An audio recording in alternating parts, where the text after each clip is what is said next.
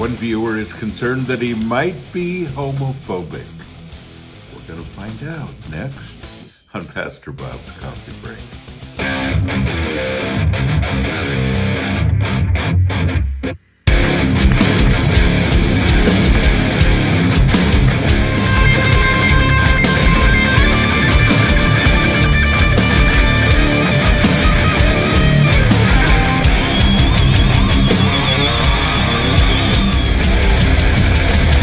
Thank you for joining me today. Dear Pastor Bob, I have been working for myself as a handyman, general contractor for the last 5 years. I love to build things. I have a servant's heart and genuinely care about people. However, once in a while, I get customers who are gay, who seem to take a liking towards me. That makes me a little uncomfortable because I feel like my servant's heart can be taken the wrong way by some people. I don't know how to respond in a Christlike way when faced with apparent awkwardness. I'm not always sure if someone is just expressing thankfully and care in return, or if I am just being homophobic. Thank you in advance for addressing this on a podcast, as I'm sure you have probably addressed similar things before. I think we have, but this is a very good question, and thank you for it. So, these days, there are so many things that are hard to figure out. And we live in a society that is, super sexual, always thinking, are you being homophobic? Are you, what is your motive here? And there has to seem to be a motive behind everything because people are so sexually charged these days. Or are you against somebody because of the color of their skin or their ethnicity or their belief system or whatever it might be? Yeah. There's so many things, and it seems like people have so many buttons these days, and we always misinterpret them. We really misinterpret them. And, there are people that you do anything wrong, and they accuse you of being, biased, and yeah, it's really difficult. It used to be that kindness was repaid for kindness. That just as you're being kind to people and as you're treating people the way you'd want them to treat you, that they're actually treating you that way without any motives. And when we continue to look at other people and think, what are their motives? Yeah. And there's some that bother us more than others. We're all prejudiced with something.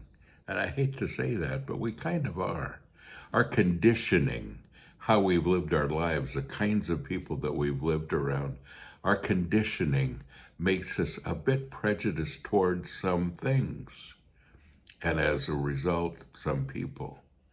We're just a little more careful with some people than we are with other people.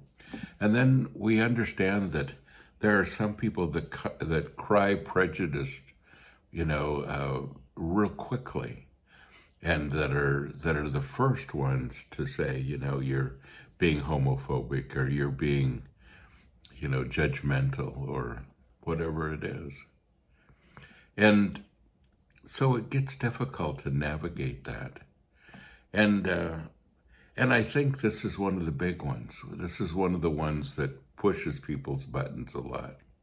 If you were going and working for maybe a woman that might be attracted to you, wouldn't affect you in the same way because it's not a big button there as it is for so many people in our society these days, that those buttons that we push. And so I think we have to kind of decide how we're going to receive things because our filters don't always work really well. And you don't always know the true motives of people. You don't always. So what do you do in a situation like that? Well, Colossians chapter 3 and verse 17 has a lot to say about this. Whatever you do, no matter what it is, it says, in word or deed, do everything in the name of the Lord Jesus and in dependence on him, giving thanks to God the Father through him. Kind of clears it up, doesn't it? That's our modus operandi. That's our whole purpose, is to reflect Jesus Christ. Do everything in his name and in dependence on him. Whatever you do, whatever it might be, in word, whatever you talk about, or in deed, whatever works you're doing for someone, do everything in the name of the Lord Jesus Christ. That's the purity in the middle of everything, is who you're working for. And when you're working for Jesus Christ, you extend that kind of heart to people, that peace to people, that pureness to people.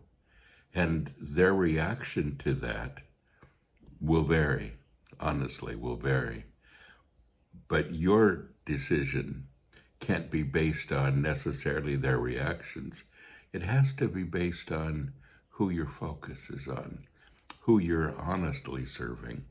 And here it says, no matter what you do, no matter what it is, word or deed, do everything in the name of the Lord Jesus Christ and in dependence on him. Don't forget, folks, you are blessed. So go and be a blessing.